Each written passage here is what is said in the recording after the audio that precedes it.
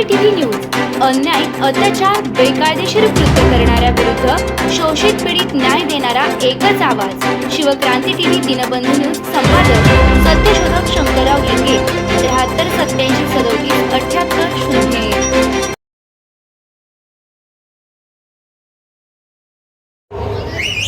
महाराष्ट्र को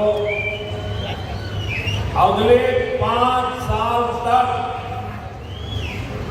महायुति की ऐसी सरकार की जरूरत है जो स्थिर हो, जिसका एकमात्र लक्ष्य महाराष्ट्र का विकास हो. स्थिर सरकार ही महाराष्ट्र के लिए दूरगामी नीतियां बना पाए. लेकिन आपको याद रखना है, ये महाआघाड़ी वाले जिस गाड़ी पर चल रहे हैं,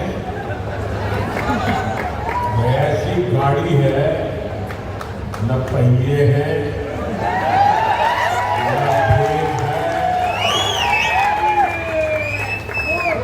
कौन चलाएगा, इसके लिए मारमार है.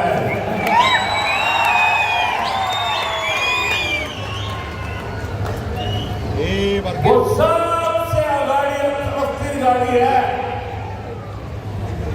ये लोग आपस में ही झगड़ा करने में समय बर्बाद कर देते हैं. साथ ही आप बाबा साहब का चित्र बना के लाए हैं. चलिए, मैं आपका बहुत आभारी हूँ. मैं हमारे साथियों को कहता हूँ, जरा कलेक्ट कर ले.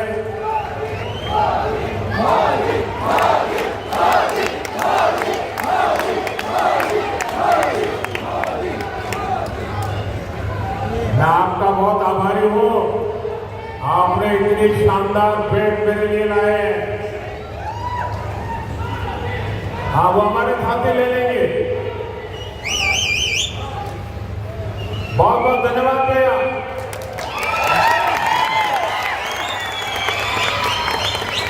साथियों, आप सब भी भलीभांति जानते हैं, आप लोग देख रहे हैं कि अगाड़ी में कैसे भगदड़ मची हुई है. अभी से अगाड़ी में मुख्यमंत्री पद के लिए खींचतान, कुश्ती चल रही है. एक पार्टी पूरे दिन अपने नेता को मुख्यमंत्री बताने में लगी रहती है. दूसरी पार्टी और कांग्रेस वाले उनके दावेदारी खारिज करने में लगे रहते हैं. आप जरा सोचिए, चुनाव से पहले इनका ये हाल है. ये अगाड़ी वाले कभी भी महाराष्ट्र को स्थिर सरकार नहीं दे सकते. साथियों, कांग्रेस पार्टी ने देश के ऊपर दशकों तक राज किया. 50-60 साल तक. लेकिन उनकी सोच क्या थी? उनकी एक ही सोच थी, समस्याओं को बनाए रखना, लोगों को समस्याओं में उलझाए रखना. यही कांग्रेस की कार्यशैली रही है. कांग्रेस की इसी सोच ने हमारे महाराष्ट्र के किसानों को बदहाल बनाए रखा. हमारे इस इलाके में सिंचाई के लिए आपको कांग्रेस और उसके सहयोगियों ने आप लोगों को कितना तरसाया है, कि माताएं बहनें किसान तो कसूर को माफ नहीं करेंगे। हमने यहाँ किसानों की सिंचाई की समस्या को दूर करने पर फोकस किया। हमारे प्रयासों से सोलापुर जिले के कई गांवों का जलस्तर बढ़ रहा है। महायुति सरकार ने किसानों के बिजली के बिल माफ कर दिए। हमारी कोशिश है कि अब किसानों को बिजली का बिल भरना ही ना पड़े और इसलिए हम हर खेत तक सोलर ऊर्जा पहुंचाने में जुटे हैं। बड़ी संख्या में सिंचाई के पंपों को सोलर पंप में बदला जा रहा है। साथियों, समस्या का समाधान करने के साथ ही हमने किसानों की आय बढ़ाने पर भी जोर दिया। ये हमारा सोलापुर शुगर बेल्ट है। हमारी सरकार गन्ना किसानों के लिए लगातार पूरे देश में काम कर रही है। गन्ना का समर्थन मूल्य अब 3,150 रुपये कर दिया गया है। इसके अलावा हम इथेनॉल इकोनॉमी के माध्यम से गन्ना किसानों के लिए आय के नए अवसर पैदा कर रहे हैं। अब मुझे बताइए भाइयों बहनों, क्या मोदी प्रधानमंत्री बना, क्या उसके बाद ही ये इथेनॉल की टेक्नोलॉजी आई? क्या मोदी प्रधानमंत्री बना उसके बाद ही गन्ने से इथेनॉल बनने की टेक्नोलॉजी आई? ये पहले भी था, लेकिन पहले जो सरकारें थी उनको आपकी परवाह नहीं थी। आपको तड़पाए रखने में ही उनको मजा आता था। जब कांग्रेस की सरकार थी तो पेट्रोल में मुश्किल से 2 या 3% ही इथेनॉल मिलाया जाता। जब 2014 में आपने मोदी की सरकार बनाई तो आपके सेवक ने तय किया कि गन्ना किसानों के हित के लिए इथेनॉल की ब्लेंडिंग बढ़ाऊंगा। अब पेट्रोल में इथेनॉल की ब्लेंडिंग बढ़कर 15% तक पहुंच रही है और मैं 20% का लक्ष्य लेके चल रहा हूं। बीते 10 साल में हमने देश के किसानों को इथेनॉल के बदले, यह आंकड़ा याद रखना, जो गन्ना किसानों को पहले नहीं मिलता था, इथेनॉल के बदले 80,000 करोड़ रुपए गन्ना किसानों के पास पहुंचे हैं। इस 80,000 करोड़ रुपए में अधिकतम पैसा हमारे गन्ना किसानों को मिला। साथियों, महाराष्ट्र के किसानों को केंद्र और राज्य सरकार की योजनाओं का फायदा भी डबल मिल रहा है।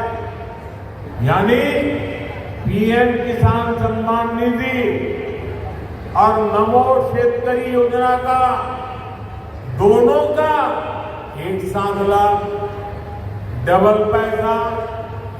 अगले 5 वर्षों में किसानों का फायदा भी बढ़ेगा, उन्हें नए अवसर भी मिलेंगे। साथियों, सोलापुरी की चादरें पूरे देश में प्रसिद्ध है।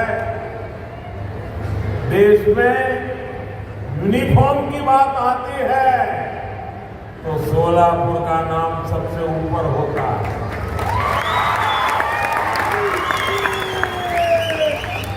यहाँ पीढ़ियों से सिलाई करने वाले कई परिवार हैं, लेकिन कांग्रेस की सरकारों ने उनकी कभी चिंता नहीं की। हमारी सरकार ऐसे साथियों का जीवन बदलने के लिए पीएम विश्वकर्मा योजना चला रही है। इस योजना पर 13,000 करोड़ रुपए से ज्यादा खर्च किए जा रहे हैं। हम महाराष्ट्र में टेक्सटाइल पार्क बनवा रहे हैं। इससे सोलापुर के टेक्सटाइल उद्योग को भी फायदा होगा। यहाँ के प्रोडक्ट देश विदेश तक पहुंचेंगे। साथियों, इस क्षेत्र में कितने ही परिवार पीढ़ियों से बीड़ी बनाने के काम में लगे हैं। किसी ने उनके बारे में नहीं सोचा। हमने 15,000 आवास बनाकर हमारे इन साथियों को दिए हैं। भाई और बहनों, ये केवल नीतियों की बात नहीं है, ये हमारी नीयत का जीता जागता सबूत है। साथियों, दूसरी तरफ अगाड़ी की नीयत में ही खोट है। इसलिए महाराष्ट्र को साफ नीयत और सेवा भाव वाली महायुति सरकार की जरूरत है। साथियों, आज महाराष्ट्र के विकास अभियान के सारथी अगर कोई है तो हमारे महाराष्ट्र की माताएं, बहनें हैं, महिलाएं हैं। इसलिए महायुति सरकार महिलाओं को सशक्त बनाने के लिए दिन रात काम कर रही है। माझी लाड़की बहन योजना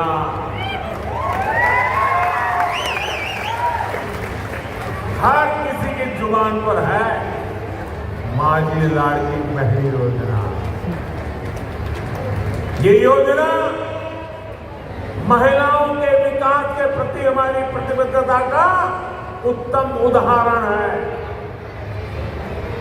आपने देखा है, सरकार ने महिलाओं के हाथ में पैसा दिया, सीधा उनके खाते में जमा हुआ, तो यह गाड़ी वालों की नींद आराम हो गई। उनको लगा ये क्या कमाल हो गया, ये तो क्या हो जाएगा, और इसलिए आनन फानन में सोचे समझे बिना एकदम विरोध में उतर आए। माताओं बहनों को पैसा मिलना बंद हो जाए, इसलिए ये लोग कोर्ट तक चले गए। लेकिन जब महिलाओं के हाथ में पैसा आता है तो उसका कैसा असर होता है, वो इस बार हमने दिवाली में बराबर देखा है। इस बार दिवाली का उत्साह दोगुना था। माताओं बहनों ने खुलकर खरीदारी भी की। कई सालों में जो काम अटके पड़े थे, माताओं बहनों ने पूरा किया। उससे अर्थव्यवस्था को भी ताकत मिली, और यही बीजेपी का विजन है। हम महिलाओं को ही जन कल्याण की सभी योजनाओं के केंद्र में रखकर काम कर रहे हैं। आज पीएम आवास योजना के तहत घर महिलाओं के नाम पर बन रहे हैं। मुद्रा योजना की सबसे बड़ी लाभार्थी हमारी माताएं बहनें हैं। हम 3 करोड़ बहनों को लखपति दीदी बनाने के मिशन में जुटे हैं। ये लखपति दीदी का मतलब है मैं देश में स्वयं समूह सहायता समूह में काम करने वाली 3 करोड़ बहनों को ऐसी स्थिति में ले आऊंगा कि वो हर वर्ष, एक बार नहीं, हर वर्ष 1 लाख रुपया से ज्यादा कमाई करे और मेरी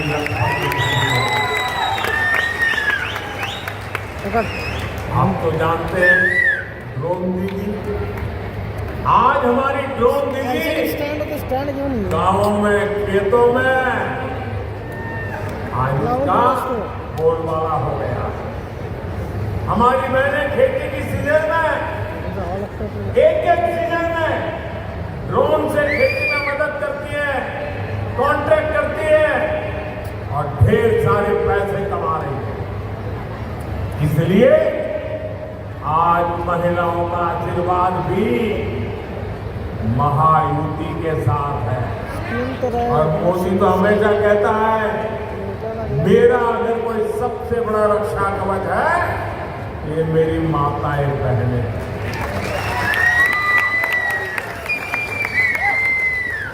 साथियों, कांग्रेस देश के गरीबों, वंचितों को संविधान से मिले अधिकारों को खत्म करना चाहती है और शहजादे को विदेश में जाकर खुलेआम आरक्षण खत्म करने की बात पे आए हैं।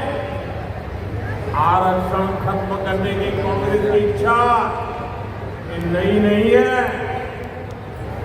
एक समय था जब कांग्रेस आरक्षण के खिलाफ खुलेआम अखबारों में बड़े बड़े विज्ञापन देती थी। आप पुराने अखबार निकाल दीजिए, कांग्रेस ने अपने नाम से, अपने सिंबल से आरक्षण को खत्म कर करके वोट मांगने का प्रयास किया। साथियों, आज तो इंटरनेट का जमाना है। अब कांग्रेस के वो आरक्षण विरोधी बयान इंटरनेट और सोशल मीडिया पर उपलब्ध है। मैं चाहूंगा आप भी वो पुराने अखबार इंटरनेट पर देखिएगा और मैं तो अखबार वालों से विशेष प्रार्थना करता हूं कि जरा उस जमाने की पुराने अखबार निकाल के देख लीजिए, क्या क्या बोले थे, क्या क्या छापा था उन्होंने। आरक्षण का लाभ लेने वाले SC, ST, OBC के खिलाफ कांग्रेस कैसी भाषा का इस्तेमाल करती है। अब आज जब दलित, हमारे OBC, हमारे आदिवासी एकजुट हो रहे हैं तो ये कांग्रेस वाले सबसे ज्यादा परेशान हैं। उन्हें लगता है अगर पिछड़ा समाज OBC एक हो जाएगा, अगर शेड्यूल कास्ट SC दलित समाज एक हो जाएगा, ST हमारा आदिवासी भाई बहन एक हो जाएंगे तो शाही खानदान को कुर्सी कैसे मिलेगी। इसलिए कांग्रेस अब दलित, पिछड़ा, आदिवासी को छोटे छोटे टुकड़ों में बिखेरने का षड्यंत्र कर, एक जाति को दूसरी जाति से लड़ाकर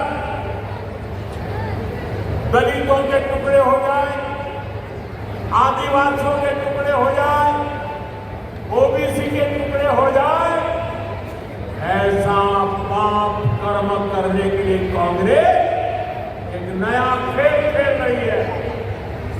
और इसलिए मैं आपको चेतावनी देने आया हूं, मैं आपको जगाने आया हूं कि आपकी एकता बनी है, उससे ये परेशान है।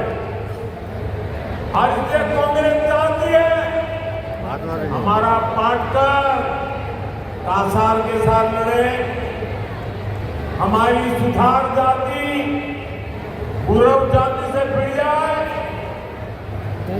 लेवे गुजर जाति नीलगा जाति से लड़े। कांग्रेस चाहती है खटीक जाति और लोधा में भी टकराव हो जाए, ओबीसी समाज एकजुट नहीं रहेगा, जातियों में बटेगा, तभी कांग्रेस को ऑक्सीजन मिलेगी।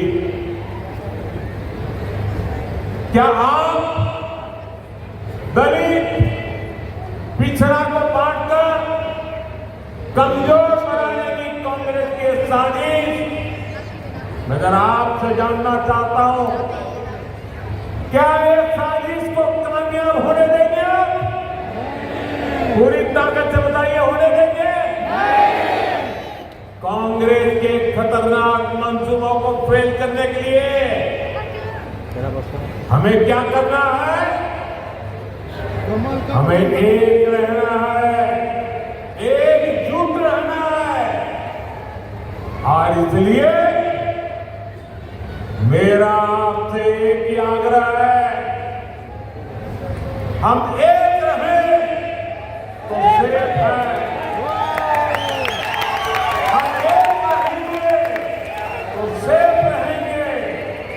मेरे साथ बोलिए, हम एक है तो सेफ है, हम एक है तो सेफ है, हम एक है तो सेफ है। साथियों, महाराष्ट्र का एक चुनाव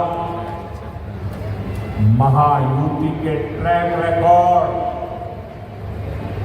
और महाआघाड़ी के झूठे ट्रैक रिकॉर्ड के बीच हो रहा है। हमारा ट्रैक रिकॉर्ड यानी महायुति के विकास का रोडमैप और टैप रिकॉर्ड, झूठे टैप रिकॉर्ड यानी कांग्रेस की बड़ी पुरानी झूठ की दुकान। इन चुनाव में ये लोग अफवाहों का वही टेप रिकॉर्ड कर बजाते रहते हैं। इन्होंने वही टेप रिकॉर्ड हरियाणा में भी बचाया था, लेकिन वहां की जनता ने उन्हें बराबर पहचान लिया, उन्हें पूरी तरह नकार दिया। और मैं झारखंड जाके आया हूं, महाराष्ट्र के अलग अलग कोने में जाके आया हूं। इस चुनाव में झारखंड में भी और महाराष्ट्र में भी ये शाही परिवार के सारे चेहरे चपाटे साथ जनता घर भेज देने वाले।